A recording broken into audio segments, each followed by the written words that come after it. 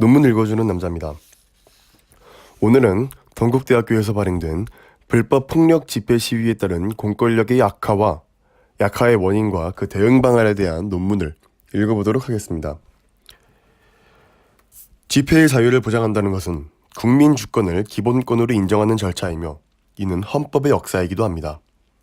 국민은 자신들이 정당성을 부여한 권력이 그 정당성을 유지하고 있는지 권력에 대해서 감시하고 비판할 수 있어야 하며 이를 위해서는 제도적으로 집회, 시위의 자유는 보장되어야 합니다.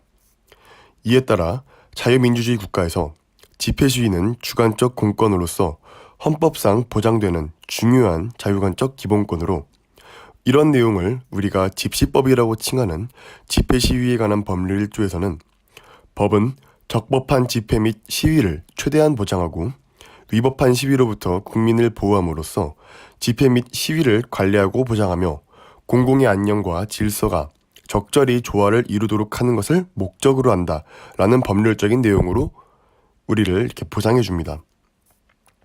즉, 국가에서는 집회와 시위를 당연히 보장해야 하며 여기에서 비롯되는 위험으로부터 국민을 안전하게 지켜야 하는 의무 역시 지니고 있는 것입니다. 그러나 집회는 그 성격상 다수인이 참여하여 행동이나 언어를 통하여 의견, 주장 등을 표현하는 것이므로 공공의 질서, 타인의 권리, 타인의 자유와 충돌하는 경우가 있습니다. 특히 5개 집회나 시위 같은 경우에는 일정한 장소나 도로의 사용을 전제로 하기 때문에 항상 다른 법익과 충돌의 위험이 있기 마련입니다. 때문에 헌법재판소에서는 집회의 자유가 민주사회에서 기본적인 권리이기는 하나 어떠한 공공장소에서 어떠한 시간에서나 자신들의 의견을 표현할 수 있는 것은 아니며 집회의 자유에 관한 합리적인 제한은 모든 사회 구성원들의 편익을 증진시키기 위한 것이므로 그 필요성이 인정된다라고 판단했습니다.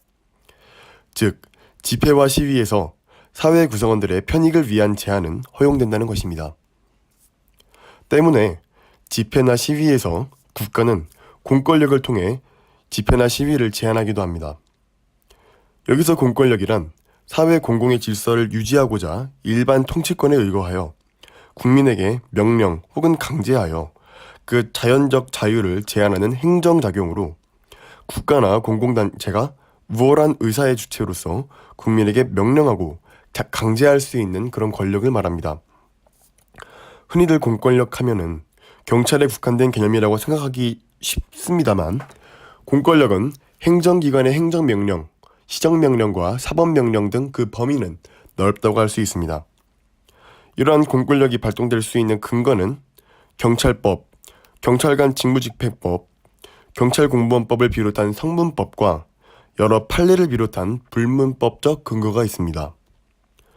그러면 이러한 시위를 제한할 수 있는 공권력에서 나오는 대응은 무엇이 있을까요? 경찰은 1999년 이후 무최루탄 원칙을 선언한 이래 집회나 시위에 대한 완화책으로 폴리스라인, 무인 폴리스라인, 립스틱 라인을 설정하는 등 많은 방안을 도입해왔습니다. 그러나 저자는 화염병, 염산, 사제 화염 방사기를 비롯한 무기 수준의 폭력 시위용품을 집회 현장에 반입하는 집회나 시위의 과격화 현상으로 경찰 측 부상자가 매년 증가함에도 불구하고 여전히 사회적 관심은 경찰의 강경 대응, 폭력 진압에만 초점을 맞추고 있다고 주장합니다. 불법 폭력 시위도 그 수가 줄어들고는 있습니다만 그 수가 절대 적은 수치라고 할 수도 없다라고 주장합니다. 그럼 이런 상황에서 저자가 생각하는 경찰 대응의 바람직한 대응은 무엇일까요? 저자는 법 집행의 일관성 유지를 먼저 듭니다. 불법 집회에 대한 법 집행을 엄격히 지킬 때 시위를 계획하는 주최자와 참가자는 법과 공권력에 대한 존엄성과 공정성에 대한 신뢰성을 갖게 되고 이러한 인식을 바탕으로 반드시 불법에 대해서는 처벌받는다는 사회적 인식이 자리 잡을 것이라고 생각합니다. 두 번째로 민사상 사법조치 강화를 듭니다.